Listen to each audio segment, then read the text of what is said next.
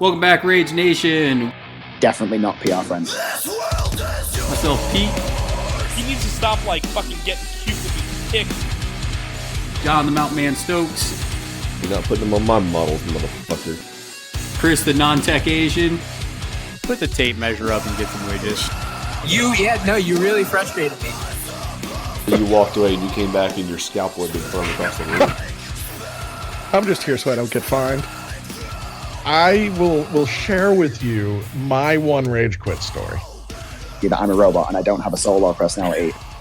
This is going to be a really great opportunity for everybody to see how you effed up. Welcome back, Rage Nation. We are at it again. Got myself Pete here, and we got the dirty explorer, Chris himself. What?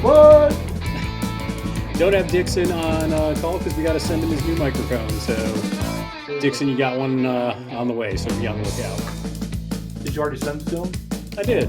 Very cool. Yeah, I already had it. I just needed to send it out. Yeah, let's see how long it takes to get to Puerto Rico. Yeah, I'm not sure. But looking at it, pretty excited. Well, excited's the wrong word. Pretty angry. We're going to talk about a game. So Chris and I were recording a bat rap. Ran into some snags, kind of switching technology, so it's actually not going to be able to be released as a bat rep. At least we have the first part of kind of turn one, so people can still kind of see what we did and set up. But yeah, since we weren't able to get the rest of the video feed just because of technology, we decided we're going to do an episode on it. We used to do these deep end episodes pretty frequently. It's been a while since we've done one, but we are going to dive off the deep end and talk about this matchup that we had. And it was a pretty interesting one. It played out really well, and there was definitely some good and bad selections and in-game choices that we'll definitely talk about. Get that fucking smile off your face. I've learned my lesson going against Brewmaster. Yeah, we'll talk about it, definitely. But before we get into it, make sure that you guys are checking us out on social media. You can look at us on Twitter, Instagram, definitely also the YouTube channel. We got the video didn't go out, like I said, last week because of the tech stuff, but we'll definitely get something out for people interested in Brewmaster 2, the Moonshiner. That's the next episode next video coming out. We're getting ever closer to doing our first giveaway of the core box or title box of your choice. Just make sure that you subscribe to the Rage Quit Wire YouTube channel. As soon as we hit 500, we'll go ahead and give away a box. So we're pretty close to it. Make sure that you get in that because as soon as we hit 500, the same day, I'm going to go ahead and do the giveaway. So, and then finally, if you want to support us directly, make sure you check us out on patreon.com/RageQuitWire, where you can support us for as little as $1 hair. Also, some news besides just podcast plug. We do have Captain Con coming up. It's in a few weeks, which definitely both of us are excited. So excited. It's going to be a good time. Hopefully, everybody's still going to get tickets. Definitely still some available. Plenty of space for the tournaments. Last episode, I interviewed Jesse, who's running all the Malifaux stuff. Some good information on how to sign up. There has been an update on the COVID policies. Currently, they definitely are going to include masks. So make sure that you bring one of those. It could change, who knows? But currently, Rhode Island has that in effect for something like a convention like that. And it does have the caveat unless you're actively eating or drinking. So I'm thinking about just carrying a water bottle around, and then if somebody looks at me without a mask, just drinking my water bottle. I'm actively drinking water. Or get a camel pack and just have just stick it in my mouth. Straw in your mouth the entire day. That would be awesome. Hold it like a cigar. You're like, Coming from South Carolina, we're going to be like, what is this? What is this? Yeah, no offense to you blue states, but I like my red state. But anyways, getting back into it, I did want to just get that out there because I did see an email about that today, and I know there's going to be a lot of people playing in the Malifaux tournament, so just know you got to bring one and just wear it on your face like you do.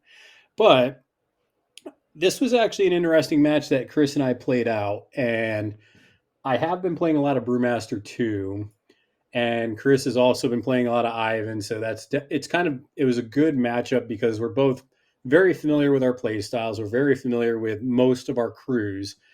there's really not a lot of gotchas when it comes to things anymore as far as how we interact when we play. It's really just, I don't know, just small interactions that end up making the difference. But I did want to kind of just talk about it because it was a really good game and a lot of, I think, good lessons learned in it as well.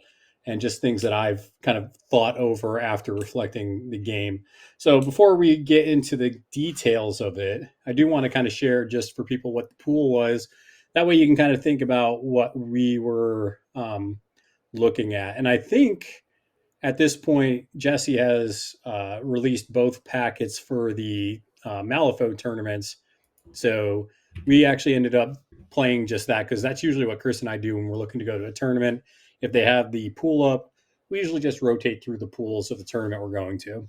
So we ended up playing, I think this is round 2-1, and it's for the main tournament. So it was standard deployment. It has break the line for the strategy. And then this pool for all the schemes are research mission, vendetta, catch and release, spread them out, and detonate charges. So this is actually a pretty heavy scheme pool, which was definitely interesting when we played it out. Just kind of think about which crew is probably appropriate to bring into the mix.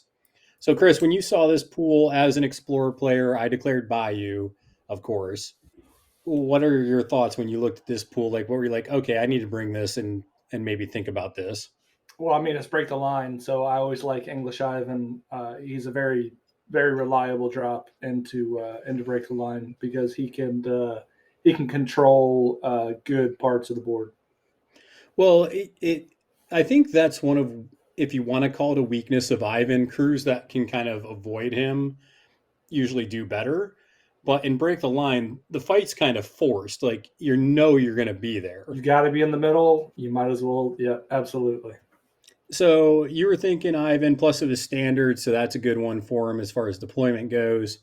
Break the line, my go-to that I'm starting to kind of think about dropping a lot is actually Brew 2. So when I saw this, I was sitting there like, oh, this is like Brewmaster because, I mean, Chris, by this point, almost every model in the crew has 2-inch reach. Absolutely, and it is very difficult to get around that 2-inch reach. I've had to learn a lot of hard lessons throughout the past many games. Yeah, so the 2-inch reach is huge. Also, he wants the fight to be dictated in a certain area, so that's something else. There's a lot of movement shenanigans, so you can kind of move and push and pull people.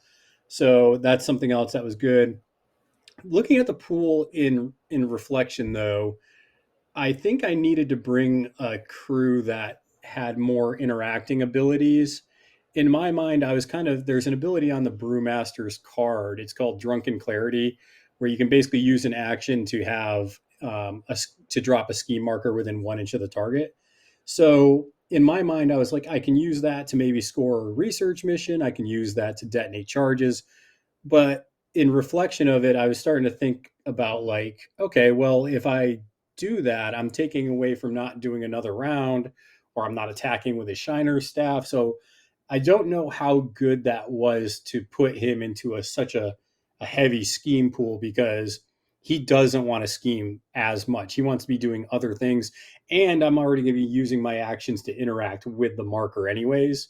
So I don't think that was a great choice just right off the bat, picking my master. So in reflection, I was kind of like, balls. I probably picked the wrong master for it. I mean, but you still gave it a good, college try.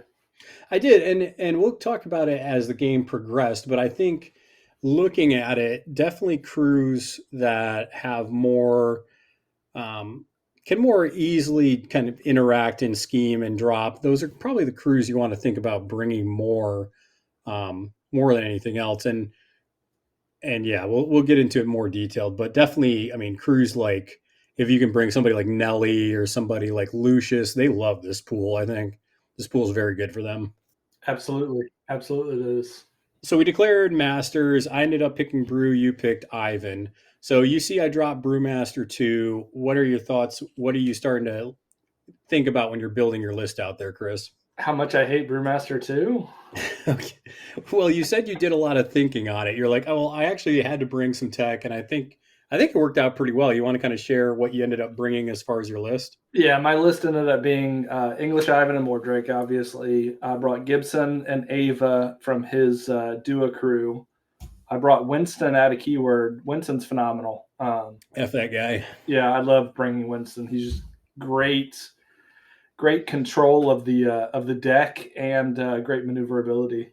Great board control as well. But I brought Mr. Nagatoro because if anyone knows Pete, you know that he techs against English Ivan by not bringing anything over Willpower 5, so that I can't get any Brock inspectors, which is fine. But in retaliation to that, I'm just going to bring Mr. Nagatoro, who's got a pretty good obey and targets willpower. And hey, I'll have a better flip against whatever I'm going against. Well, and I think also something that helps out just indirectly against Ivan's crew, not Ivan's crew, but Brew 2's crew, is he does have neurotoxin. So if I get too close with certain models, I can't. No soul stones. Yeah, can't use soul stones and declare triggers, which is huge. Which is massive, absolutely. Yeah, it actually came down to where you had to butterfly jump away. Well, in order to do anything. Well, not only that, it so happened, and we'll talk about it when we get to late turn 3. You ended up red jokering onto Brewmaster for like 6 damage, and I couldn't stone it because I was too close to him. It's true. And you were like, okay, well, I'm stoning that. And I was like, actually, I moved Negatoro up there for this reason exactly. And you were like, yeah, I wasn't thinking because I wanted to move Brewmaster to trigger his Barroom Brawl to get damage onto a model, but in not thinking of him, because honestly, you haven't brought that model a lot against me, like, ever. So I moved into that 3-inch bubble, and I was like, oh, fuck me, I guess taking 6. And you got the hell out of there. Yep, and then I made a mistake. I brought Jesse instead of Tannenbaum. I was, I don't know what I was thinking. I meant to bring Tannenbaum, but instead I brought Jesse. So Jesse, I mean, she wasn't terrible. I mean, she worked for me. She absolutely did. So there were situations where she ended up being a good support piece, but definitely not what I would have hoped for. Yeah. So what were you wanting to bring Tannenbaum? What was he going to do for you? Well, I wanted him to be able to interact with the marker and move Ava's only walk or disengage when you're within 2 inches. I can't remember. Lock away, I believe. Yeah. To be able to maneuver that marker, have several different models be able to maneuver markers in order to lock. Slide it like right in the middle of my crew. Yeah, absolutely. And then I also wanted him because I mean he's got was it Ancient Wisdom or Ancient Words, 8-inch range, pretty good attack. He's a good model. Yeah, and you've also been hiring these random nocturnes. Why are you hiring the random nocturne to start the game instead of just summoning? Yeah, so the random nocturne, I mean, you kind of have to get at least one nocturne. I prefer 2 nocturnes in the beginning, just for their displacing shot. If I get the trigger, which is what I'm always going for, they get to move a model 3 and then drop a shadow marker, which then sets me up for all my future activations. Well, I think they're also just really fast and able to go get things for you. So if you need them to score, spread them out, or if you need them to go get that random strat marker and push it down the field, I think they're really good for that just because of how fast they are. Absolutely. 6-3, 6-1 is a pretty good stat lineup. Yeah, those defense 6 on those shadow, all those shadow ones are defense 6, and you're just like, what the hell, man? Why? Well, I think it's because I keep bringing stuff that doesn't attack their willpower when it's like, oh, you want to bring something that can attack their willpower. Yeah, you do. So I ended up bringing, and you ended up bringing, Ivan won, so you didn't bring the title on that. I ended up bringing the title Moonshiner for Brewmaster. Of course, you get Apprentice Wesley with that. Then you bring the Whiskey Golem. I brought 3 Fermented River Monks, and I put 2 of them had the 12 cups of coffee upgrade. That's kind of standard. And you would include a third cup of 12 cups of coffee if you could. Yeah, I think in certain matchups, though, I might drop a monk to like bring something else, but yeah, you definitely want at least 2 with 12 cups because it's just so good. I ended up bringing Shoujo as well. She's just great for controlling initiative. There's not many turns you're not going to get initiative with Shoujo. I did figure out in our game that her trade secrets also applies during the end of your enemy's models activations. So you can just be like, oh yeah, you ended an activation. I'm going to reduce her poison by 3 to gain a pass token. Sweet. Yeah, I mean, you gotta still just, it's unbelievable how much poison you can get on her with Moonshiner. Yeah, I mean, we'll definitely talk about the turn one here in a minute because that's where you really got to make sure you're setting up. So after Shoujo, I also brought the Lucky Emissary, and that's probably the biggest mistake I think I made in my list selection, besides just bringing Brewmaster against Ivan. With a standard deployment, we had a couple impassable objects like houses. Then we had the markers, which you can't go through, and just I knew I should have known it was going to be cluttered up in the middle. That's where it was all going to be happening, and there wasn't really a great spot for the Lucky Emissary to just bulldoze and take out a crap ton of shadow markers. I probably would have been better served bringing Gluttony or bringing something else that could remove markers. Maybe I could have brought Pear and blown it to hell. That's another option. But yeah, I think I could have saved probably about 4 stones there and brought something that did a similar effect, and it wouldn't have cluttered up my board. And it was kind of a waste of 10 stones. It really didn't do much the whole game. Yeah, I think Gluttony would have been a much better tech piece against me in that matchup because of all the impassable terrain. Yeah, Gluttony wouldn't have been bad.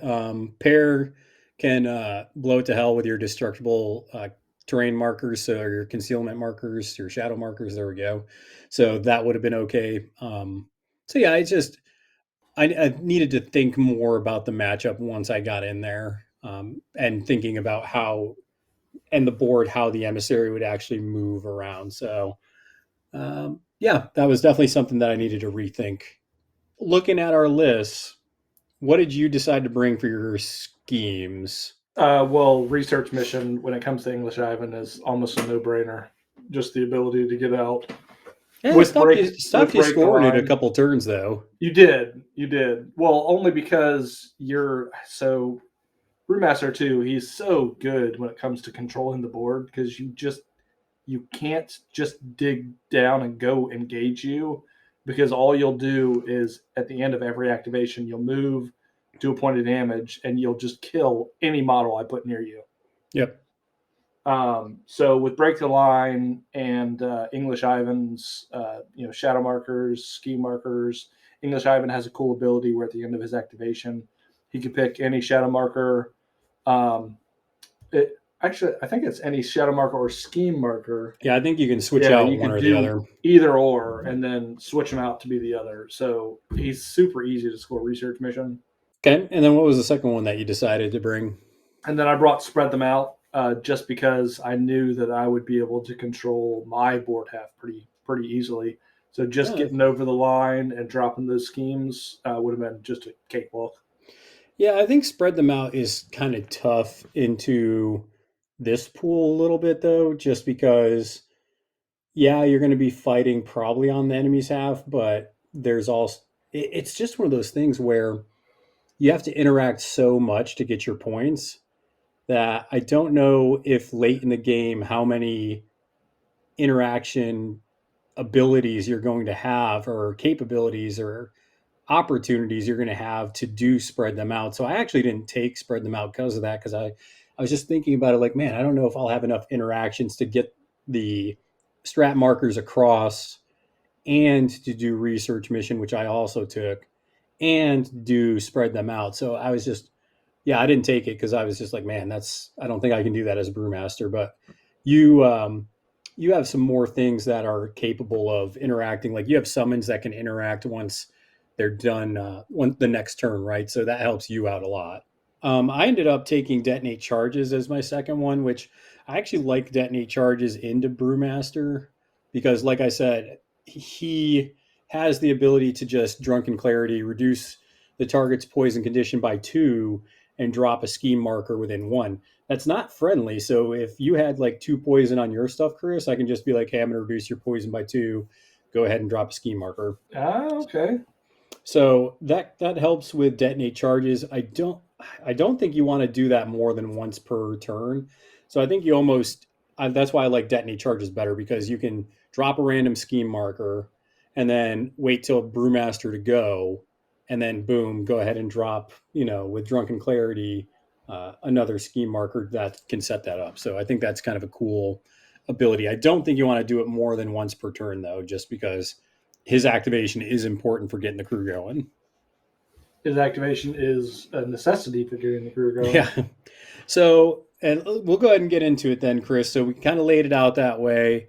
We did have and I'll talk about, I didn't have counter tech besides the emissary, but I do. And I was talking with somebody about this crew selection against Ivan, and there is basically this thing like, do you bring Willpower 5 models and down to avoid the Brock Inspector? Or do you just say F it because some of your really good models are going to be Willpower 6?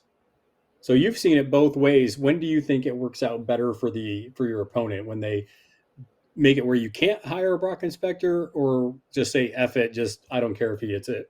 I don't have a good answer for that. Why?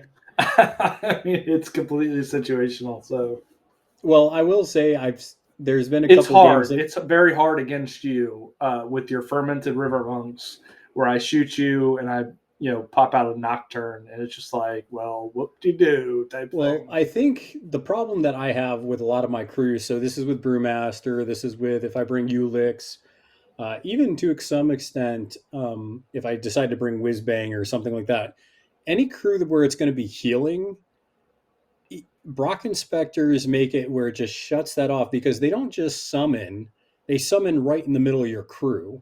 Yep. And there's a 3-inch bubble. Yeah, is it 3 or is it 2? Well, it's 3 from them, so it's pretty big. Yeah, and they're like are they a 40 or 50 mil base? They're 40. Yeah, so I mean that's a pretty big area of just like, oh, you can't heal now, go get wrecked. There really is this question about like Willpower 6 versus Willpower 5, and I don't, because I've definitely played this match against you before, and each time I talk with a couple people on the Discord server, and they're like, well, you didn't bring fingers, which not bringing fingers for Brewmaster sucks, because then you're not drawing cards. Yeah, you don't have a lot of card draw, exactly. So you're kind of just hard with the cards, which definitely has sucked, especially in the game we played. But it's so bad to not be able to heal that I don't know. In my head, I think it's worth the gamble, and then just don't bring Brewmaster into Explorers. I guess that's what you do. You just bring something like Zip or Maw, where they're still drawing cards, but they're low willpower and they can get by. Yeah, it's so disappointing. Zip is such a good crew when it comes to being versus Ivan. Yep. So we'll go ahead and get into it, though. So looking at turn 1, I'll go through kind of my unpacking and what I was trying to do, and then you can kind of do the same there, Chris. So I basically ended up deploying everything in a bubble except for the emissary. My plan was the emissary was just going to scream down, go push the marker, and then kind of rejoin the fight. So I did that, but then setting up Brewmaster, the whole shtick with Brewmaster is really to get as much poison out as early as possible, and then just kind of the whole crew runs off of poison as a resource, whether it's the extra movement through Tipsy Slide, doing damage with the Barroom Brawl when it moves within an inch of an enemy opponent or an enemy model. And then finally, the monks can reduce their poison to do extra damage and then to also prevent damage. So you really want to do as much poison as you can, and you want to stack up poison turn 1 on Shoujo, because she doesn't benefit from the hazardous terrain that you're going to put out with Open the Gourd. So you really have to turn 1 do, and even consistently throughout the game, do a couple of have a drinks on her just to build up her poison, so you can later get pass tokens to control the game. So this game, I ended up doing that. Activated Shoujo first, really just to get some poison out. I tend to put activate her first and put a scheme marker down, That way, when I do another round for the first time, I can hopefully get a ram to get a pass token, or not a pass token, but a soul stone. So I go with her first. I do that, and that's pretty much it there. Brewmaster, definitely his whole activation is basically open the gourd once, twice if you see the opportunity, um, and then do 3 of another round. So another round, for those of you who don't know, is basically just a shockwave 2 that puts out poison, and you can choose to fail it. So basically, by the end of Brewmaster's turn, not only should he have roughly about, what's that, 3, so that's 6, that's 9. So roughly he should have like 9 poison stacked on him at least, if not more, um, depending on triggers and everything else. Because now every time that he's doing an action to give poison out with another round to his whole crew, he's also getting it just for doing the action. So he does it with the action, gets 2 from the action. So it's just builds up a crap ton of poison. And if you recall, Chris, I did Black Joker one of the another rounds Oh no, on I turn know. 1. Yeah, I was about to say And that. Gotta watch and out yeah, for that. yeah. Well, it could be worse though, because there was another game where I Black Jokered open the gourd turn 1, and that just made it where shit did not go. So it wasn't that bad, but definitely missing out on 10 poison on 5 different models, or 12 poison on 6, whatever it was. Definitely. I It mean, was big. Yeah, no, it was big. yeah, it wasn't devastating. It was just like, now I got to spend extra actions to try and make that up. So I think because of that, my bubble wasn't as far up the board as I usually like to be. I think if you notice, Chris, I was kind of back a little bit. I didn't advance too much. So, yeah, basically that my whole first turn was just setting that up and positioning, getting ready to move markers turn 2 and start trying to set up my schemes for turn 2. So that was my turn 1. What were you trying to do, Chris? Yeah, so with English Ivan, I usually unpack my turn 1 pretty standardly. I use a Nocturne to displace a couple models up, put out some shadow markers. Then I use Gibson to do an anti-luminal bridge with his These Dark Delights. And then I get some distracted out on all my Dua models. Those distracted, hopefully I'll get 3 out on everybody, or not everybody, but on, a few of the models. And then English Ivan, hopefully I'll get 4 on him, with failing with Mordrake and failing with Ivan. And then Chromatic Aberration, if I try to do that on Ivan, get an extra one on him. But my standard 1 unpack is just moving everyone up the board positionally, getting a bunch of shadow markers out, and trying to rig my hand to have a good turn 2. Yeah, and I think the big thing about turn 1 for Ivan players is, if you can, setting up the bridge to make movement, a little easier is definitely good. But I think also trying to get shadow markers on the board, but also up the board as soon as possible. Because as soon as people start threatening Ivan, you can reduce the damage to 0 by just removing one of those scheme markers. So that's Absolutely. definitely good. Yeah, and Ivan with his he can if you get the triggers right, he can put out just a ton of those shadow markers. But preferably, I mean, your opponent moves up the board, hopefully, trying to get the upper hand, and then you could just anti-luminal bridge Ivan up, take a couple of shots, pot shots at whatever model that was that foolishly moved up, get out a Yeah, good model. Yeah. that's kind of my problem with Willpower 6 against Ivan is, like, usually when you see a problem like that where you're like, oh, I can't, like, if I bring this, it's kind of a weakness and I got to be careful with it. But the problem is, when you bring a Willpower 6 model against Ivan, he can hunt it down. Like, Ivan's Ivan's not got going a to have. lot of maneuverability. Absolutely. Well, and it's like it doesn't matter if you're in concealment because he likes that. It doesn't matter if basically you would have to hide in either behind a building where he can't get to you somehow. And even then, I'm not sure that that's possible because especially if you bring something like Winston and you're doing your shadow marker leaping crap and you set up a bridge, I don't know if that's possible except for in like corner. And yeah, that's why if you bring a willpower 6, you just have to think that you're getting a Brock Inspector in your face. Willpower 7 can be dicey because if you have a 13, Ivan can just be screwed out of an action. But I mean, how many 13s are you going to have in your hand? Hey, I foolishly moved Ivan up the board too far against Brandon in that one tournament, and he kicked my ass. Took full advantage of that. He was like, "Oh, hey, free Fool model." me once. Yep. Fool me Won't twice. happen again, Brandon. Get wrecked.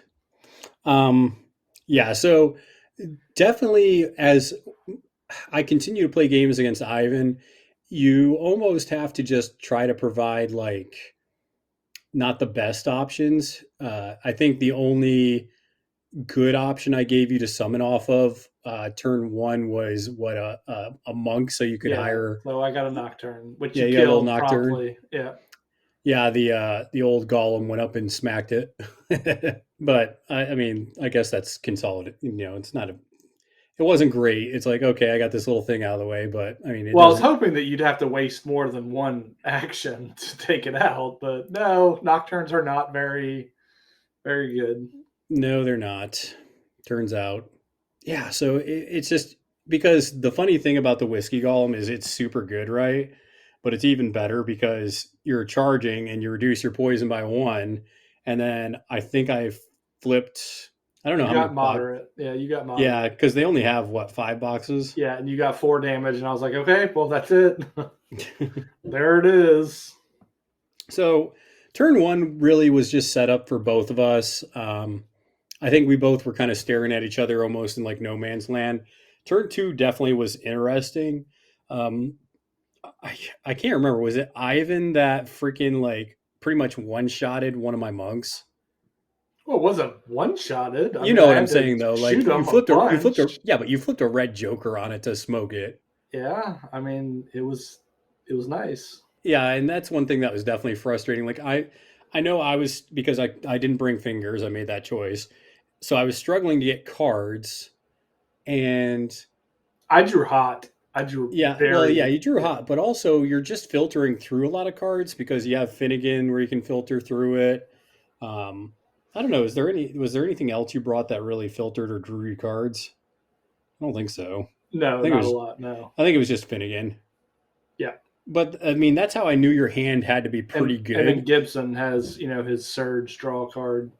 Yeah, and he has tools for the job as well.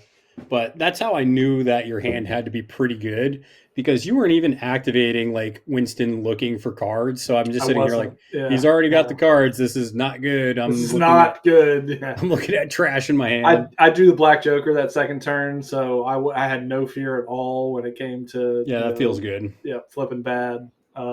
It was phenomenal.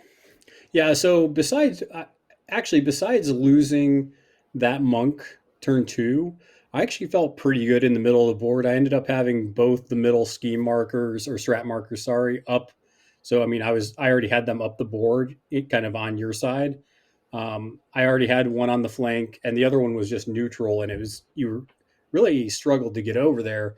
And I was was that? Yeah, it's turn 3 where I had to like Hail Mary to get over there. I needed this to happen and it happened and it just worked out. Yeah, and turn 2, I felt pretty good. I was starting to get some damage on models. I was starting to do, the move, take a point of damage, move, take a point of damage. And I also set up research mission turn 2, so I was getting ready to score that. So, I mean, I felt pretty good at turn 2. I think it was still pretty neutral, but I was feeling, as far as how cards were flipping, good. Well, turn 2's lockaway, that marker that I put like right in between our two crews to where you couldn't get the Golem in there. You couldn't really do much. That really threw you off. You were like, well, what the fuck do I do now? Type of thing. You've thrown that in my face before where, I mean, I had to deal with it, but it wasn't something that I was like pissed off about because I was just like, okay, I just need to kind of get around this a little bit. The thing that I noticed that Ivan has that really started pissing me off though is the fact that you can put out staggered. And I can't remember which of your models put it out, but you have a More few Drake. model. Yeah, it's Is more Drake. more Drake's one of them? Yep. I thought also do the Davas. I think the Davas might have it too. I'm not sure. Let me look. No, I don't. Oh yeah, yep. Shadow Yep. Pen. Yep. Yep, shadow pin. So yeah, you have a couple models that put it out. So you were pinpointing. I had two of like, your models with yeah, staggered. basically it was a monk and a whiskey golem that and you just couldn't do anything at the end phase. It was phenomenal. well, not only that, but there's a period when you do your first another round where you actually act like you take damage from the end phase for poison. So that actually triggers your tipsy slide. So in my mind, I was like, okay, I can push away from that thing, and I was like, oh no, never mind, I can't. I'm staggered. Oh no. Because staggered, you can't move using other actions or abilities from other models. Yep. So since tipsy slide is Brewmaster's ability, my monk and my whiskey golem both couldn't do anything. They just sat there while everybody else is having a party and sliding around. Yeah, it gave me the ability to kind of ignore the whiskey golem for a which turn and a sucked. half, which was phenomenal. Yeah, it really made it where the whiskey golem didn't start getting relevant until middle of turn 3. Yep. And usually, because he's going to be one of the targets for Open the Gourd, usually you want him in the mix. So anything your opponent's doing, they're taking poison. And then that's going to trigger beer goggles, and that's going to trigger, damage and tipsy slide and stuff like that. So definitely it was a good play. The stagger definitely was a good play. Yeah, I'm surprised you didn't just move the whiskey golem just to be in the middle of everything, even though that's the only thing you could have done is just walk, just got into the middle of everything and just been like, fuck you, deal with the hazardous poison one train. Yeah, I mean, in retrospect, that's because I think, see here, what did I end up doing with it? I think I did that with the whiskey golem. I just you think moved to the right, and then you took out the Nocturne or the Deva that was over there, and then you came in from the side. maybe. Oh, yeah, you're right. So probably when I did the tipsy slide to move the Deva away, then I should have just used that to free up the whiskey golem and just move them up into the mix. Yeah, and just sat. I mean, even though you didn't get any type of, decent activation with him, it still would have been pretty hampering with the hazardous terrain. Yeah, I mean, I could have used the bonus to walk, and then I could have walked and then charged something. So I would have gotten one swing on something. Because you got to think that whiskey golem in the middle with that hazardous terrain poison. Any model that does anything, they only really get one attack, and then after that, everything's at a negative. Yeah, to discard cards. Yeah. Yeah, it's horrible.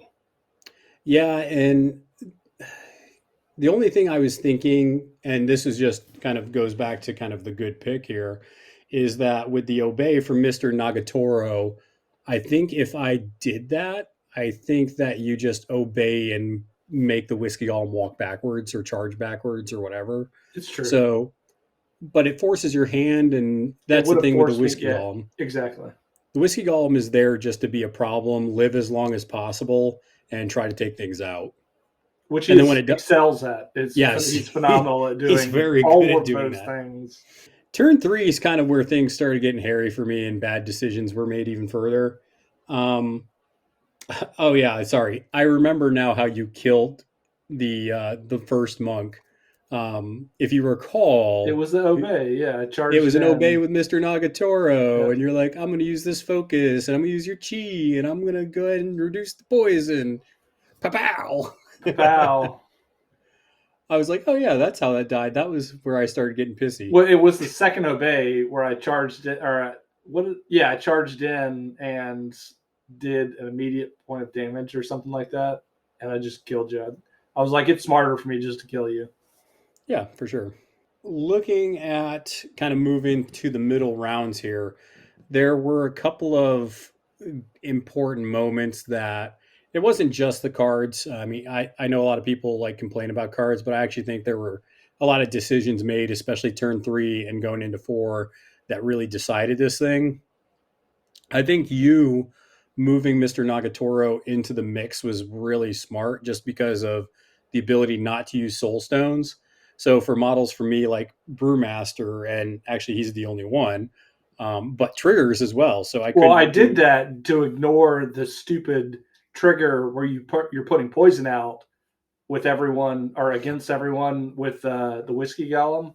Yeah. Whenever I hit you and you get a mask or something like that, Yeah. you get to put poison out on every model within 2. It's like, Yep. Are you kidding me? Yeah, that's why I moved him up there. I was like, as long as I get the whiskey golem, I'm good. The Brewmaster was just a bonus. Yeah, the Brewmaster started taking damage, and I kind of this Brewmaster is very interesting to me because he does want to be in the mix and he does want to be attacked because you want to trigger the butterfly jump to then trigger Barroom Brawl, but he's not super hard to take out. He's only got what 10 hitboxes. I think he might have 12. I'll check real quick. I don't know. I think he might only have 10. Oh, he's got 11. We're split the difference. Average that out. Split the difference. So, I mean, butterfly jump will save you, but the point is, I mean, Ivan has a crap ton of range where that doesn't really matter. Absolutely. I was just waiting on your response. I'm like, well, and we also had that really interesting potential interaction. It really didn't happen, but the Drunken Kung Fu versus Winston's, what is it, Luck Thief or something like that? No, it's like Unfortunate, or I can't remember what it's called. It's no, it's Luck Thief. Yeah, when performing opposed duels, damage flips, when performing opposed duels and damage flips against this model, enemy models treat all positives as if they were negatives. So it's like the Drunken Kung Fu. It's like, do I do this? Yeah, and this? I think you found a chart where it shows that you modify the attackers pluses and minuses first, and then you do the defenders. Exactly. So I think, and this is where I started getting. I mean, I was starting to get salty, but it didn't matter because I flipped 2 severes. But I was just starting to get a little pissy because I was just like, this fucking model. This fucking model's never gonna die. Well, not only that was turn 4 where I was getting pissed that he wouldn't die. But the other thing, turn 3, is I thought I had the middle locked down, right? Because I had, at that point, the Whiskey Golem. You had everything in the middle. And a Monk and Shoujo. Yeah. And I had so much 2-inch like coverage. And then you dropped the bomb of like, oh, by the way, Winston has Don't Mind Me. Yeah, so does Ava. Both of them have Don't Mind Me. And you're just like, and what the hell am I doing here? What am I doing? I started feeling that way. I'm just like, then this is all just a terrible strategy. Like this is a terrible idea. I had ideas of why I was doing this to lock you down. And it's just weird because I've never seen Winston that far in the fight. So I don't think when you and I have played before with him, it's really come up the whole Don't Mind Me thing. Winston does not like to get in the middle. Absolutely not. Well, yeah, but he's hard to kill. Stays back. Because he's mobile, you don't get positives. Apparently, he heals if you whiff. That really got me pissed off. Yeah, that got you really pissed off. I was like, I'm going to go do a couple punches because I think you healed me at one point. You were like, "Oh, fuck this! I went in. I'm going to heal him anyways. I'm going to heal him all the way." And this is you ended up killing Brewmaster turn 3. There was too much range damage, and I couldn't prevent it. And then there was the Red Joker that I couldn't Soulstone, which I wouldn't have. I think I only reduced it by 1 with the next attack anyways. But so I was already getting a little pissed off by that. And I actually sat there for a minute and you were like, what are you doing? I was like, I'm just thinking, just give me a second. And I told you later, I was thinking whether I was going to keep playing. Yeah, I know. But I was actually, the board was set up okay where I was like, I can still score. So this isn't over yet. It sucks because now my crew doesn't do like half the things it does, but it's still okay. But then I went in with the Whiskey Golem on the Winston. I didn't have a good hand. It was okay. And you drew apparently a godlike hand with like a Red Joker and a couple Severes and some shit. It was good, yes. And so I went in and you flipped past me. And then I avoided every single one of those attacks. It was awesome. And you're like, I'm gonna heal too now. So you were almost healed up to full, and you're like, oh no, at this point, screw it, I don't care. I ended up doing the Whiskey Golem's bonus action to pee, beer in your mouth, so you healed back to full. It was totally worth it. It was awesome. Like I'm I'm just going to make this the best for you because apparently it's your game. Apparently, it's your game. Yeah, it was good. It was good. I got really lucky with the card, with the drawing of my hand. Winston being able to draw 7, cards with Arcane Reservoir is just phenomenal. I mean, Winston's almost an auto include, in any keyword. Yeah, and you want to talk real quick? There was a really good play that you had with. There was a strategy marker out on your right flank that you didn't have like anything by except for Jesse. So Yeah, you want to and kind of Jesse talk. wasn't even really by it. She wasn't Jesse going to was get too to it. far out. So what So I how- had to do, Yeah, I was going to say, go ahead and talk through how you had to kind of fandango to get yourself over there. yeah, it was pretty nice. I had to shoot Mordrake and not do too much damage and get a trigger that I needed in order to pull him out of your engagement and out of your bonus, your 12 cups of coffee, in order for him to shade step to be able to walk to interact with that strategy marker. And I was able to do it. It's a pretty cool play. It just took Mordrake completely out of every part of, being in that fight, but it put him in a perfect position just to run that strategy marker up the board. Yeah, it worked out really well, and then that was turn.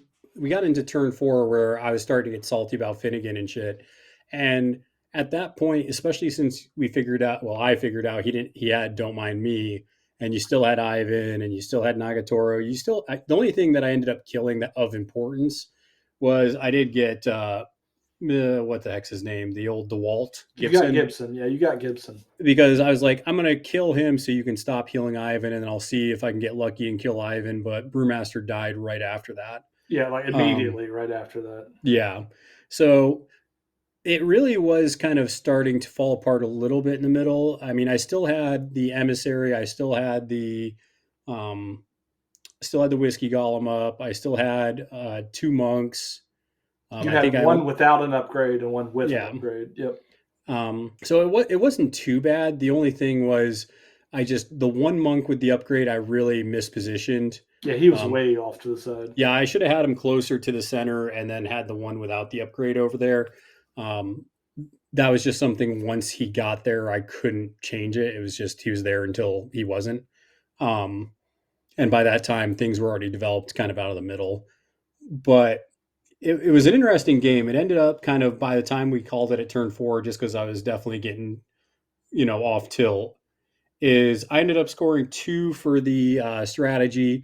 Basically, I didn't have the ability to manipulate anything further, whereas you were going to go with Ava and flip the one that I had over onto my side, and then you were going to use Mordrake just to push the ball further up on the other side. Yeah, I was getting all the strategy points. So yeah, you were going to score all 4. I got 2.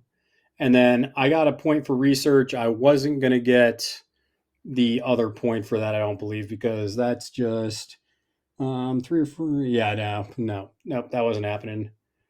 Well, with research, you actually probably could have pulled off that second point with research because the amount of shadow markers that I had in the middle of everything. Just it was an amalgamation of like all different types of markers. Yeah, I think the key there would be if I had enough models alive that mattered. Yeah, exactly.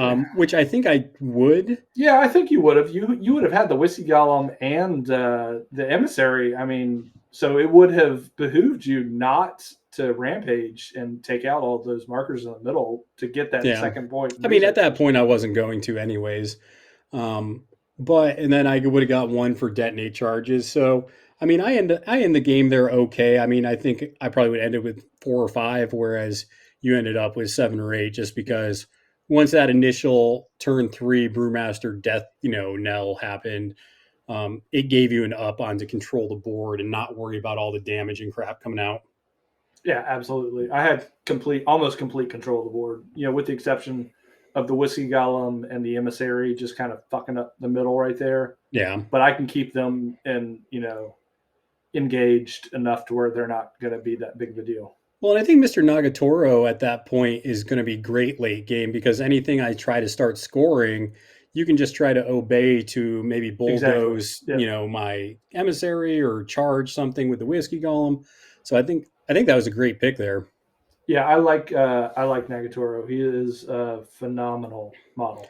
Well, especially when you know, like Bayou, it's like, okay, well, I mean, it's even if they bring their best pieces, there's still going to be low willpower shit I can obey. Yeah, so but it's going to be tough because you always have to go into that battle with is the opponent going to bring low willpower stuff? I know you're going to because you just don't want to give me any Brock Inspectors, which is incredibly smart. I mean, Brock Inspectors are a phenomenal piece. Yeah, it's one of those things where I think there's certain crews that can work better around them than others. I mean, I could bring something like Ophelia and just if you drop a Brock Inspector in my line, I just kill it. But I don't even like that though, because then I'm wasting so many actions to deal with this free model. Yep. So I'd rather see the little ones maybe throw one or two attacks or just fucking ignore them, just be like, whatever, I'm just going.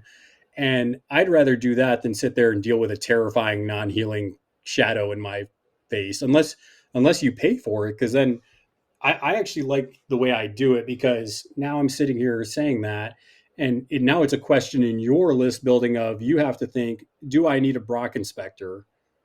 Because now you have to hire it if you want to bring it. Most of the time, I mean, there might be random games where I do bring a Willpower 6, but I mean, those are far and few between in my book. Yeah, Brock Inspectors are phenomenal models, but I mean, the game can be won using Davis and Nocturnes. It's not Yeah, I that big of think, a deal. yeah, and Ivan's just good. He's solid. You got to have a good game plan for him. Um, I don't love Brewmaster 2 into Ivan, um, Yeah, I wouldn't drop Brewmaster 2 and Ivan. just because I think the staggered is probably the biggest problem that I didn't expect. We've played it a couple times now, and I've noticed it being a problem. But you're starting to get to the point where you're putting it on important models, and it's like, okay, well, now this is just a real big problem. Yeah, Um, you got to get it on the Whiskey Golem, like hands down. You just have to get it on the Whiskey Golem. yeah, I mean, it's just it just really it gives you time as the Ivan player to set up and pick apart where you want to, and get your shadow markers down, start scoring your points. So I definitely think that's good. I mean, that's probably good against any beater that you want to just keep back. I mean, slowing them down 2 movements pretty good. So yeah, I think there's a lot of talk in the Bayou of what you drop into Ivan. I think I've got it narrowed down just to either Ophelia, Ma, or Zip. I think those are kind of my three. Where Yeah, it's like, Zip's probably your best drop.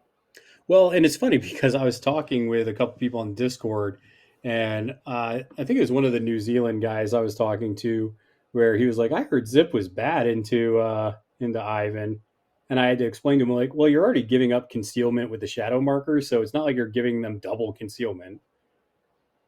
You're giving them the ability to not have to worry about placement. When it comes to Mordrake or a Nocturne, kind of getting in the way of the shot so that you get that concealment. You're kind of giving them concealment anyways. But Yeah, no, you're absolutely right. There's an Ivan player who knows what they're doing is going to get a concealment shot every time. yeah, and I think it's one of those things where And with Zip, it's almost like, okay, well, yeah, I'm not a huge fan of Zip. Maybe if my opponent played Zip a different way than you do, but maybe. how to counter Ivan, and it's very difficult to drop Ivan into Zip. Yeah, and I think that's just because when you see Zip, and I think this is anybody who has a master who wants to be like they want to be in with their crew, right? They don't want to get separated from the herd. Uh, I think when you see Zip, you have to be very cautious because, I mean, he has a 10-inch threat range just for his charge. Just his charge. Yeah. That's one action. Yep. And that's that's not counting Fly with Me, which his crew has access to. That's not counting Bo Peep, which is a 3-inch push and a slingshot if you want to use it with her whip. Yeah, and he's got reposition on that charge, so he could reposition with you in that placement and then attack you again. And then, well, he places you 3 inches away. Yep. And then he has a trigger with a mask where he then pushes you another 3, and then he goes base to base with you. Yeah. So it's a huge reposition. So basically, he just kidnaps what you love, and then him and his crew just beat the crap out of you. And I mean, Chris is also not a fan of the first mate, so he's always trying to figure out how to deal with that nonsense. First mate is too good, man. It's anyone who's listening to this podcast, I will gladly argue that he is too good. And come on, come up with some type of argument where he's not too good. Well, I think it was just funny because in the game we played, Ivan versus Zip, the first mate, I mean, you were doing some work to him and made it where the first mate had to kind of retreat a little bit. But then you just decided to dig in and have like 2 and 3 models just trying to chase him down. Yeah, I shouldn't have. I should have just like, all right, you're dipping out with first mate. Let's do this. Yeah, and I think as a first mate player, you have to kind of, he's not invincible. Like you can ping him for damage and you can, get a couple damage in here and there, but yeah, then he's going to butterfly and leap away.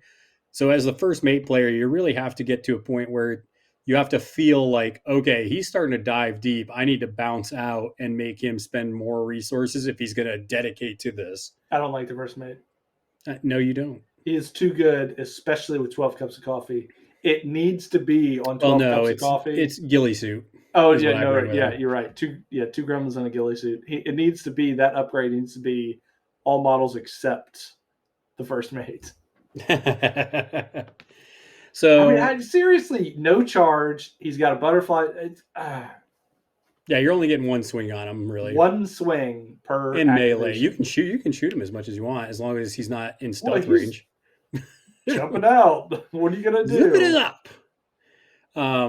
Yeah, he's good. I mean, I know people say he's overpriced and stuff like that.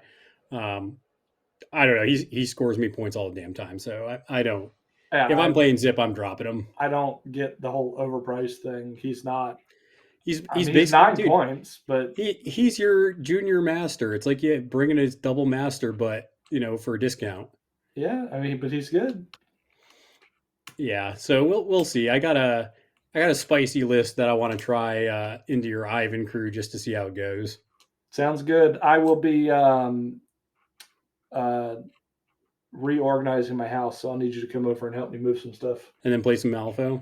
Yeah, man. Okay, so Ivan. Chris, I hate to tell you, I've been talking to some people. They think he's first on the chopping block to get nerfed. Well, Nexus should be first on the chopping block to get nerfed, but whatever. Whatever, I'll deal with it, and then I'll go to the next OP faction. No, I like Explorers. I'll stick with Explorers. It'll be fun. So let me ask you this. What do you like about the Explorers that you weren't getting from your Rezzers? Because you were pretty Rezzer heavy there for a while. Yeah, so Rezzers are too much of a glass cannon. They kind of have one shtick across the board. They're just glass cannons. Whereas Explorers, you kind of have to dig a little bit deep for different interactions within the faction. So they're a lot more synergistic. Okay. That kind of makes sense. You definitely like that kind of play style. Yeah, I like setting up the dominoes and hitting them over and letting them all fall down. Yeah. It's kind of like this weird machine, and then sometimes it blows up in your face. Oh, it blows up in my face quite often. Interesting. No, So, absolutely. I don't know. Looking at Captain Con coming up, is there any crews in your bag that you're looking to not bring because you're like, I'm not going to play those? It's funny that you say that because I was a diehard Cooper. I'm not really impressed with him, but I really like his new iteration, especially when it comes with Calypso and Beeb. Yep. It's good. Like, he's good. And he's got a lot of board control, which is pretty good. Yeah, Calypso and BB are definitely a problem. I was actually thinking about, we need to do a game. There's some Ivan tech that I think you need to definitely consider. Because I was looking at the Free Core and they have like Gravity Well and stuff. So I was like, ooh, Gravity Well kind of screws Ivan over a little bit there. That sounds like, absolutely. So there was Gravity Well, and I was like, oh, and then if you're playing, Free Core and you think he's going to drop Calypso and BB, just bring one of the obliteration models and, attack him while he's buried and stuff. So it definitely, there are some factions where I'm just like, man, I wish I had some of those tools in Bayou to deal with some of this crap, but I don't. Yeah, outcasts and guilds are no Calypso B. You just don't bring them. Yeah. Yeah, I guess Bayou's just going to have to ram their heads against these stupid metal and shadowy people and run for their lives. Yeah, it'll be all right. Yeah, so they finally released the packets for both the team tournament and the regular tournament. So No, I just checked online. He has not released it for the MCCI yet. okay, well he's close to doing it, so I think he had to add something maybe into the bottom part of it, but it should be released probably by the time this podcast comes out. But I will say the pools, because I've been talking to Jesse and helping him kind of give him some feedback on them. The pools are pretty well balanced. There's not anything too crazy on there where it's like, oh man, this is going to be super easy. It's pretty. Yeah, pretty I well noticed. balanced. Yeah, absolutely. I noticed that on the 2-day tournament, the booty and plunder tournament. I noticed how open the pools were to a couple of different aspects of a bunch of different factions and crews, and I really like that. It's not like I'm gonna bring Zip, he's perfect dropping to this, he's gonna counter everything like in the past tournaments that we've gone to. It's just like I'm sitting here like, what the hell am I supposed to drop? You're gonna drop Zip. Yeah, there's some pools where it's like just it's too obvious which direction you can go. The pool seems to synergize a little bit better. I think Jesse did a good job of looking where the engagements will probably happen with the strat on those boards and picking schemes that would go well and would create some really interesting engagements at certain points in the game. Yeah, absolutely. I was definitely impressed. We're definitely going to get more games in, practice up for Captain Con. Even though we got to wear masks to the dang thing, we're definitely excited to see people. And let's just say if there's a party in my hotel room, it'll be mask free. If you know what I mean. I do. I know what you mean. The no pants party? Yep. Good. All right. So with that being said, though, Chris, is there anything else you want to share? Nope. I'm good. All right. Well, until next time, folks, make sure that you guys are flipping cards, flipping tables, and we will see you all next time.